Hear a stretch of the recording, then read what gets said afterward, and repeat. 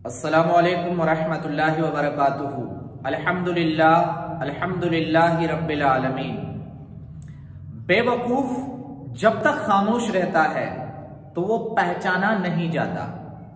इंसान जब तक खामोश रहता है तब तक उसके भाव छुपे रहते हैं, लेकिन जब बोल पड़ता है और बोलने लगता है तो उसके भाव मालूम हो जाते हैं। जो इंसान जितना खामोश रहता है उतनी इज्जत पाता है और उतनी ही तकरीम पाता है। यानी जब तक इंसान खामोश है तो लोग उनको इज्जत की निगाह से और तकरीम की निगाह से देखते हैं, लेकिन जब बोल पड़ता है और बोलने लगता है तो उसके भाव मालूम होने लगते हैं।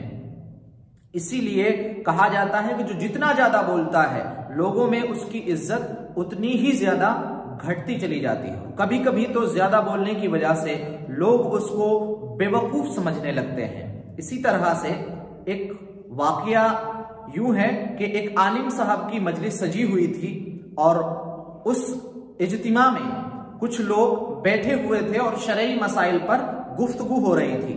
लोग आलिम साहब से मसाइल पूछ रहे थे और मसाइल पर जो है बहस छिड़ी हुई थी और आलिम साहब उनके मसाइल का जवाब दे रहे थे। सब लोग अपने अपने मसले और अपने अपने मसाइल आलिम साहब की बारगाह में पेश करते और आलिम साहब उसका जवाब देते। इसी तरह से उस मजलिस में एक शख्स भी बैठा हुआ था जो जब से आया था तब से ही खामोश बैठा था। उसने कुछ भी नहीं कहा था और कुछ भी सवाल नहीं किया था। तो आलिम साहब की नजर उस पर पड़ी तो आलिम साहब ने कहा कि तुम भी कुछ पूछिए, तुम कब से बैठे हुए हो, अगर तुमको कुछ पूछना है तो तुम भी पूछिए। वो शख्स बोल उठा और उसने कहा कि हम रोजा रखते हैं और शाम को गुरूब आफताब के बाद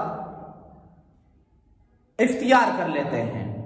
तो खुदा न खास्ता मैं सोच रहा था कि अगर किसी दिन सूरज गुरूब ही ना हो तो फिर हम रोजा कैसे इफ्तियार करेंगे। तो उसकी ये बेवकूफाना गुफ्तगू सुन करके वहां बैठे तमाम लोग उस पर हंसने लगे। आलिम साहब ने कहा, मियां तुम खामोशी रहते तो बेहतर था। तुम खामोशी बैठे रहते तो बेहतर था। बोलकर तुमने अपना जो भाव था वो लोगों के अंदर गिरा लिया और अपनी बेवकूफी, जो बेवकूफा ना सवाल तुमने किया था, उससे तुम्हारे ऊपर लोग क्या है हंसने लगे।